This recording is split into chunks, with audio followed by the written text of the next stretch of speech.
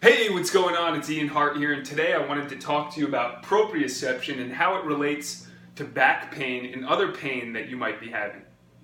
So if you've seen some of my videos on mobility, as well as just active movement and the back program specifically, then you know that proprioception is a major factor in those things. And proprioception, the definition here is, this is taken from Google, is the sense of the relative position of the neighboring parts of the body and the strength of the effort employed in movement. So essentially, we have nerves throughout the body.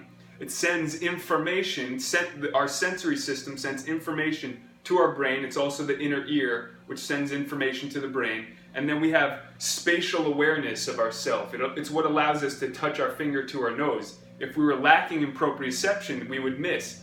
And this is why athletes who play at a different level have higher proprioceptors when it comes to, swinging a baseball or hitting a tennis ball, where someone else will go up and completely whiff and miss a baseball if they swung at it.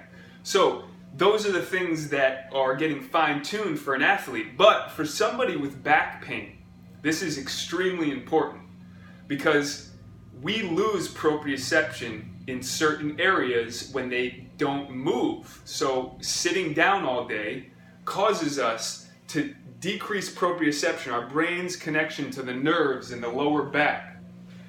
And when there's lack of proprioception, the body has an amazing ability to let you know about it, and it will start to create a pain sensation, or it can start to create a pain sensation.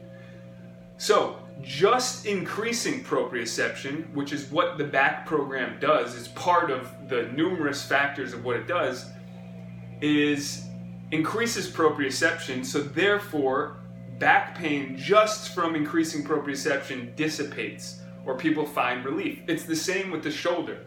If you have like a shoulder issue and you haven't been moving your body, if you do mobility stuff, a few times a day for a few days, you'll notice that your shoulder might feel 100 times better, depending on the issue. That's kind of a generalization. But really, sending information from our body to our brains will help with mobilization. It will help synovial fluid get activated. It will help with overall proprioception. Now, there's a threat level. There's a hierarchy of threat that our body has. And if we are deprived of oxygen, our threat level goes up, right? We become more stressed. If our vision is impaired, our stress levels go up and our movement goes down. The third one on that hierarchy is proprioception. So if your proprioception goes down, your threat level goes up. So a few things.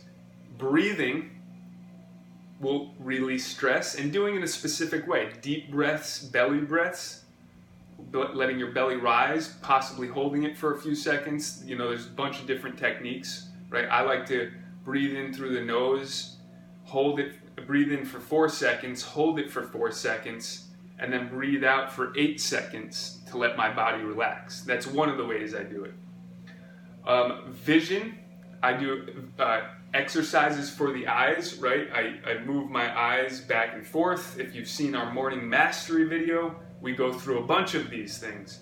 And then proprioception, which is the back program. It's also our full body mobility videos, etc. So when you incorporate just those 3 aspects to, say, like a morning routine, you're going to notice your stress levels go down, your pain levels go down. You automatically feel better because you're activating the body, and the neurochemicals release the feel-good chemicals. So, we're talking about just one thing, proprioception. I went off on a little bit of a tangent speaking about other threats to the body, but here's one number one part that increases threat, which is proprioception. I hope this helps. This is Ian Hart with my back pain coach and Back Pain Relief for Life. I'll see you on the other side.